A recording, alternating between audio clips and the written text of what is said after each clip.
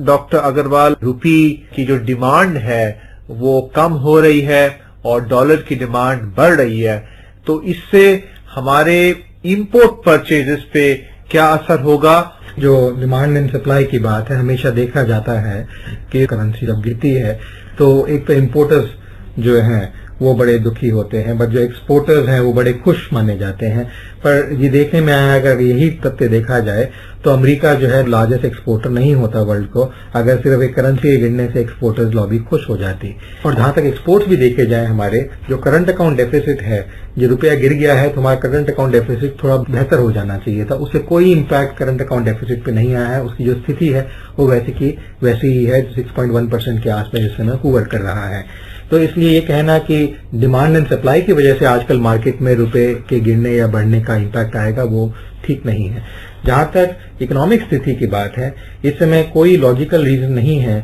कि रुपया गिरता हुआ नजर आए। चाहे हम उसकी इकोनॉमिक ग्रोथ देखें, हमारे अभी बजट्स के भी फिगर आए थे और फिगर्स भी आए थे। फॉरेन एक्सचेंज रिजर्व देखें, $295 बिलियन के करीब है, वो पिछले 4 साल से हमारे उसी लेवल पे क्लोजिंग रही है हर साल। हमारा स्टॉक मार्केट देखें, वो 19,500 के आसपास हुआ कर रही हैं, वो भी स्टेबल है। एक टाइम था जो 16,000 पे आ गई थी, उस समय 12,000 पे होने की बात हो रही थी। अगर एफआईआई जो इन्वेस्ट करते हैं उनका निवेश बाहर निकल रहा हो, फिर अगर वो भी स्टॉक मार्केट्स को इम्पैक्ट करेगा, वो भी हमें नजर नहीं आ रहा है। हम बाकी एम्प्लॉयमेंट ग्रोथ देखें, प्रोडक्शन देखें, सब प्रोजेक्ट्स देखें, वो सब स्मूथ लाइन चल रहे हैं। सरकार की पॉलिसीज और नीतियां देखें, वो भी इस समय स्टेबल हैं। एक सेंटीमेंट की जो बात 5-6 महीने पहले शुरू हुई थी सरकार की एक नई नीतियों की वजह से डिफरेंट सेक्टर्स में, वो भी हमें कहीं देखने को नहीं मिल रही है, बिकॉज उस पर कुछ सुधार किया गया है, उनको कुछ रोल बैक भी किया गया है, उससे कुछ कंफर्ट फैक्टर इंटरनेशनल मार्केट्स में आया है, तो इसलिए वो भी हमें कहीं नजर नहीं आ रहा है कि उसका इम्पैक्ट डायरेक्टली हो। 2 चीजें जो मेरे विचार में आती हैं जिसकी वजह से ये रुपया इतना ज्यादा गिर रहा है, वो एक तो है कि जो रिजर्व बैंक ऑफ इंडिया है वो चाहता कि वो गिरे, और वो इसलिए चाहता है गिरे कि उसकी जो बैलेंस शीट है उसमें जो डॉलर रिजर्व्स है या गोल्ड रिजर्व्स है जो डॉलर की टर्म्स में लिखे जाते हैं, उनको जब रुपये में कन्वर्ट किया जाता है, क्योंकि बैलेंस शीट तो रुपये में बनती है, तो जब बैलेंस शीट को कन्वर्ट किया जाता है तो वो नेचुरली रिजर्व एसेट साइड बढ़ जाती है और उससे लायबिलिटी मैच हो जाती है, तो हमारे डेफिसिट्स वो कम दिखाई देंगे। आप देखेंगे जो फिस्कल डेफिसिट है हमारे 5.1% थे जब बजट डिक्लेयर किया, अभी 5.2% है। वो इसीलिए है कि हम बैलेंस शीट मैनेजमेंट एक हम कर पा रहे हैं जो रिजर्व बैंक ऑफ इंडिया के थ्रू किया जा रहा है, और वो करने दे रही है रिजर्व बैंक, ताकि वो बैलेंस शीट दिखा सके, ताकि फिस्कल डेफिसिट को लेके इंटरनेशनल मार्केट्स में रोड ना हो। दूसरी चीज जो मेरे को नजर आ रही है, जहां पर एफआईआई विड्रॉल है तो कोई ना कोई डाटा जरूर होगा कि एफआईआई विड्रॉ कर रहे हैं, पर उनका जो डायरेक्ट इंपैक्ट होना चाहिए किसी मार्केट सेगमेंट पे, वो हमें कहीं नजर नहीं आ रहा है। सिर्फ एक सेगमेंट है जो पिछले 1-1.5 महीने में बड़ा चिंता का सेगमेंट रहा है, वो है आईपीएल वाला सेगमेंट। उसमें काफी निवेश हिंदुस्तानियों का, बाहर के देशों का, प्राइवेट इन्वेस्टर्स का और इंस्टीट्यूशनल इन्वेस्टर्स का, इवन प्राइवेट इक्विटी होल्डर्स का काफी हुआ है निवेश। और वो जो निवेश है इस समय चिंता रहित हुआ है। पिछले 1 महीने की जो अननोन सी सिचुएशन बनी हुई है कि क्या होगा, कौन कल्प्रिट है, किसने क्या किया है, वो कुछ क्लियर नहीं। और उस चक्कर में जो निवेशक हैं वो क्लियर नहीं है कि मैं पैसा अपना रखूं या ना रखूं, तो वो जो पैसा है जो एक तो जो फॉर्मल तरीके से आया और एक जो इलीगल तरीके से आता है, वो भी उसमें निवेश हुआ, वो भी विड्रॉ हो रहा है। तो उसकी वजह से जो रुपए के ऊपर थोड़ा दबाव जो पड़ेगा जरूर, वो एक मेरे विचार में और है आरबीआई और ये जो तो मेरे विचार में जो कारण आ रहे हैं, जो बड़ी लार्ज प्राइवेट कंपनीज है हिंदुस्तान की और बाहर के देशों की भी, जो डॉलर के अंदर रखने में लगी हुई हैं, जो पहले रुपए में रखती थी वो डॉलर में कन्वर्ट कर रही हैं, जो हिंदुस्तान की भी है वो डॉलर में। वो एक रीजन ये दिखाई देने पे आ रहा है कि पिछले 3-4 साल में जो अंतर्राष्ट्रीय मार्केट की स्थिति रही है, जो डेप्रिसिएटिव रही है, नेगेटिव ग्रोथ रहे हैं डिफरेंट कंट्रीज के, बहुत ज्यादा बुरी हालत रही है उनके देशों की,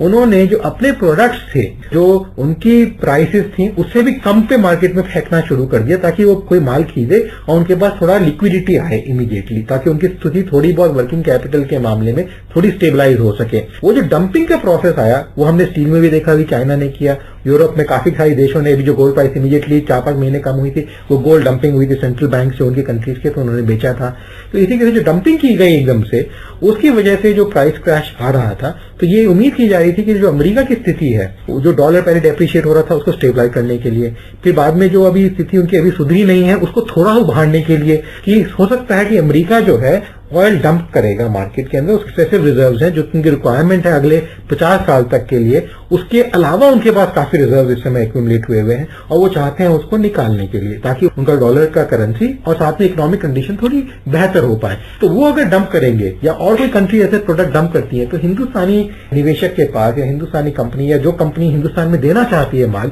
उसके पास इतना पैसा होना चाहिए डॉलर टर्म्स में कि वो उसे इमीडिएटली खरीद सके ओपन मार्केट से उस रेट पे, बिकॉज उस समय फिर ये देखा नहीं जाता कि पैसा मिल रहा है नहीं मिल रहा है। और उस समय पैसे देने में आजकल कुछ अटकलें दिखाई दे रही हैं। पिछले 1-1.5 महीने पहले सरकार ने जब गोल्ड प्राइस क्रैश हुई इंटरनेशनल मार्केट में, उस समय बहुत सारी बैंक्स, फाइनेंशियल इंस्टीट्यूशंस और इंडियन कंपनीज ने जो गोल्ड में निवेश करती हैं और बाकी प्लेयर्स ने भी खरीदना शुरू किया गोल्ड। तो सरकार ने बैंक्स के ऊपर रेगुलेशन लगा दिया। पहले तो उसको कस्टम्स लगा के रोकने की कोशिश की, वो नहीं हो पाया, तो फिर उसको ऊपर रेगुलेशन लगा दिया कि आप नहीं खरीदेंगे गोल्ड। अगर इस टाइप की रेगुलेशन प्राइवेट कंपनीज के ऊपर भी लगा सकती है सरकार, अगर वो लगा दी तो फिर वो पैसा कहां से लेंगे, क्योंकि सरकार कह सकती है हम इतने डॉलर आपको नहीं देंगे, आपको जितने चाहिए, फिर वो कहां से लाएगी और उस बेनिफिट को जो मार्केट में मिल रहा है उसको वो कैसे लेके प्रॉफिट कमाएगी, बिकॉज कंपनी तो तभी सर्वाइव करेगी जब वो प्रॉफिट कमाएगी। तो इसके प्रति उन्होंने अब रिजर्व एक्यूमुलेट करने शुरू कर दिए हैं, चाहे वो हिंदुस्तान में करें या बाहर करें। अब सरकार को ये देखना है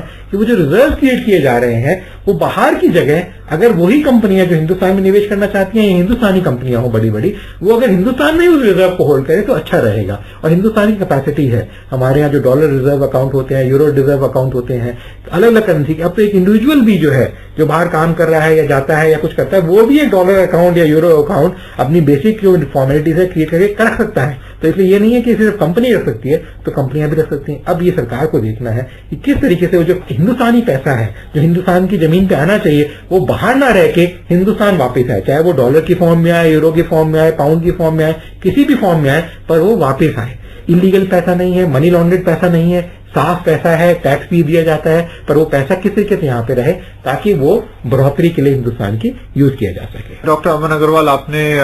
बात की थी अभी डंपिंग की। अगर कुछ इकोनॉमीज अपने कमोडिटीज को डंप कर रहा है ऐसे प्राइसेस पे जो बिलो प्रोडक्शन कॉस्ट हो और उसका फायदा अगर हम उठाना चाहते हैं तो हमें डॉलर्स खरीदने पड़ेंगे रिजर्व बैंक ऑफ इंडिया या किसी पीएसयू बैंक से, हम फिर भी डॉलर में ही खरीद रहे हैं। इससे हमारा जो लैंडेड कॉस्ट है कमोडिटी जैसे सोना या तेल वो तो बढ़ ही रहा है। इस पे इन्फ्लेशन पर क्या असर पड़ेगा, शॉर्ट टर्म, मीडियम टर्म और लॉन्ग टर्म? जो इस समय स्थिति है, आपने देखा अंतर्राष्ट्रीय मार्केट में सोना भी और ऑयल भी और बाकी और कमोडिटीज की प्राइसेस कम हुई, पर हिंदुस्तान में वो कम होती नजर नहीं आई। वो इसलिए नजर नहीं आ रही है कि जो हमारा रुपया गिरा है उसकी वजह से जो फैक्टर हमें बेनिफिट में मिलना चाहिए था अंतर्राष्ट्रीय मार्केट के प्राइस में गिरने में, वो हमें मिल नहीं पा रहा, बिकॉज वो इक्वेट करके वो फॉल हो गया तो वो खत्म हो गया है और उल्टा अब बढ़ने की तरफ जा रहा है। तो ये एक जो बड़ा मेजर इम्पैक्ट है उसका इन्फ्लेशन पे आता है और इन्फ्लेशन की मार जो है वो आम आदमी पे पड़ती है। एक अमीर आदमी फिर भी सस्टेन कर सकता है क्योंकि ज्यादातर खर्चे उसकी कंपनियां उठाती हैं, अपने पर्सनल खर्चे उसके बहुत कम होते हैं, तो इसलिए उसको इतना फर्क नहीं पड़ता है। सरकार भी अफोर्ड कर सकती है बिकॉज वो टैक्स पेयर का पैसा आया होता है, उसके रिजर्व में होता है। पहले डीजल प्राइसेस भी बढ़ाने की बात की गई, जो लार्जेस्ट कंज्यूमर है डीजल प्राइसेस का इंडियन रेलवेज और सरकार है, आर्मी है, तो उनको जो आना है वो एक पॉकेट से दूसरी पॉकेट में जाना है। तो इसलिए ये जो मार्केट्स में है जो इम्पैक्ट करता है वो एक आम आदमी को, और इस प्रति को देखते हुए रिजर्व बैंक को ये ध्यान रखना चाहिए कि किस तरीके से रुपए को स्ट्रेंथन करेगी। हिंदुस्तान के रुपए की सक्षमता है वैल्यू की, वो इस समय 35 रुपए प्रति डॉलर की सक्षमता है। अब ये रिजर्व बैंक के हाथ में है कि उसको वो 60 की तरफ लेके जाए या 35 रुपए की तरफ लेके जाए, सही नीतियां लगा के। हमने अमेरिका में देखा, जब अमेरिका डाउन जा रहा था, बहुत अनस्टेबल हो रहा था, तो फेडरल रिजर्व बैंक ने डॉलर को स्टेबलाइज करने का एक पहला माध्यम बनाया और एक क्वार्टर में किया और चीजें उन्होंने छोड़ दी। और ये देखते हुए हमें रिजर्व बैंक को भी देखना चाहिए, एक आम आदमी को भी देखते हुए, एक निवेशक को भी देखते हुए और सरकार की और देश की उन्नति को देखते हुए कि रुपए को किस डायरेक्शन में लेके जाए और स्ट्रेंथन करे ताकि वो ठीक हो सके। डॉक्टर अमन अग्रवाल, बहुत बहुत शुक्रिया। धन्यवाद।